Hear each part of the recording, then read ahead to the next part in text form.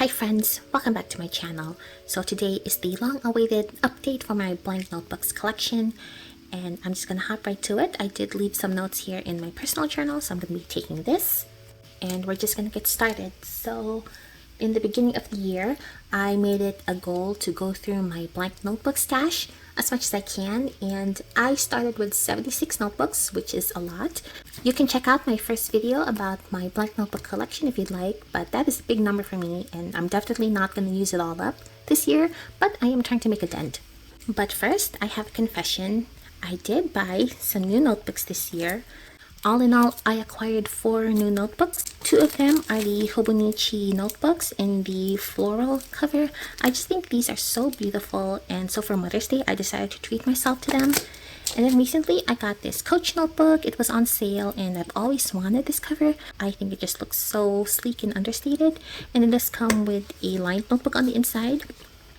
So I am putting this towards my stash because I have it, and I do have plans to use this someday as a journal, but there is that. And then the 4th notebook that I have is actually a notebook that I found in storage. It's actually this reference insert that I shared in a previous video. So when you buy this insert, they usually come in a set of 3. So this was the 3 that I bought. And then I bought a pre-loved Hobonichi Weeks cover sometime last year, and the seller sent me this insert for free with a cover. So I found this in one of my drawers and I decided to go ahead and use it for my reference insert.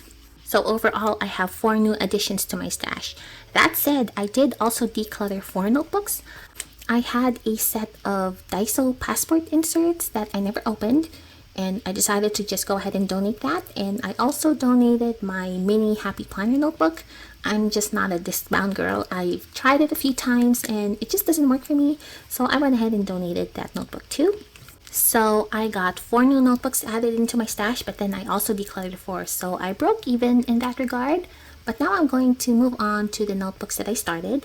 I decided to go ahead and subtract that number from my stash also because I'm working on them, and one of them I'm going to be working over the next few years. So I might as well. So my first ongoing notebook is this one, my Hobonichi Weeks. I did count it towards my stash earlier this year, and I'm still going strong. It's October now, so I'm on the home stretch for this planner. I do have a different planner coming in, and I'm still waiting for that to ship out. So once that arrives, I will make a video about that. But I'm going to be using a slightly different planner next year. But until then, I'm going to be sticking with my Hobonichi Weeks because it works really well for me. And then the next ongoing notebook, it's not really mine, it's my son's. This year I'm encouraging him to journal, and I gave him my red A6 notebook to start with. So I'm not personally working on this one, but it did subtract from my stash, so I'm counting this as part of my ongoing notebooks. Next up is my personal daily journal, and I'm actually using my personal rings inserts that came with this binder. So I featured this on my initial blank notebook stash video, and I just took the inserts and transferred them to my Filofax molding just so I can use my nice letter covers. It's actually been really fun using personal rings for my journal.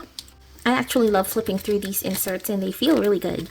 And I love this cover. This is the Filofax Ochre Molding, and I've used this a lot, and look at that shiny patina.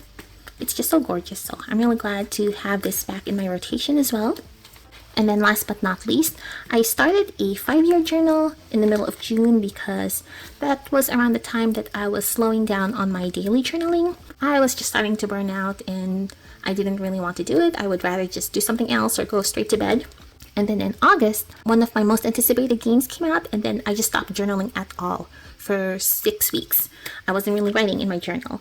So back in June, I decided to restart my 5-year journal.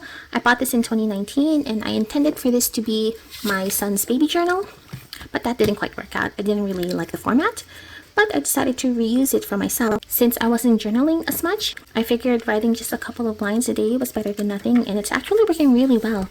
I've been really consistent since I started. So here, just to give you a really quick flip, I've been writing a lot. And I usually fill this in every couple of days, so I do some backfilling, but every date so far has been filled, so I'm really happy. And I decided to just start it because I felt like it. I think it's better to start now rather than wait until January, because then I might have lost interest. But I'm really glad that I started this because it's just been such a good journal for me. So those are the 4 ongoing notebooks that I have so far.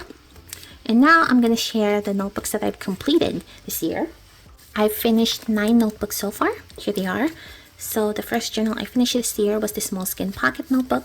Love this size, and I actually do plan on going back to this as my next journal. And then next, I believe I moved to a passport traveler's notebook. So I had a bundle of these inserts, and I count this all as one volume, which is why I have them tied together with a string. But these are 4 notebooks in all. And then next up, I finished my set of Daiso inserts. So I had 2 sets. One set I decluttered, and then the other I went ahead and finished. And then after these inserts were finished, I moved on to personal rings, and this was one of the binders that I shared in my first video, and this was super cute. So it has this really cute cherry blossom pattern in the front, and then what I did was I cut down some scrap of paper I had of the sky, so it has this really cute layer of the flowers against the sky. That's just so cute. So these were 9 notebooks in all, and I did go ahead and tally my numbers so far. And I did do the math in my journal, and hopefully I got it right. So doing the math, I started out with 76 notebooks. I got 4 new notebooks. I decluttered 4. I finished 9. And then I have 4 ongoing. So as of October 2023, I have 63 blank notebooks in my stash. And that feels really good to me. I feel like that was a huge dent. And I do still have a long way to go, but I'm feeling really good about that number. I also wanted to share real quick about how I've been doing lately. I've been feeling really good, and I've just been enjoying life. Lots of reading and lots of gaming. Recently, I finished Baldur's Gate 3, and when that game launched, it pretty much took over my life. Like, I did nothing else for 6 weeks, and that was a lot of fun. I clocked like 130 something hours. It was a problem, but I managed to get out of that rabbit hole. And then this is the current book I'm reading, Summer by Edith Wharton. This is such a good book. I can't put it down, and I can't wait to read this some more tonight. So I definitely recommend this book. It is so good.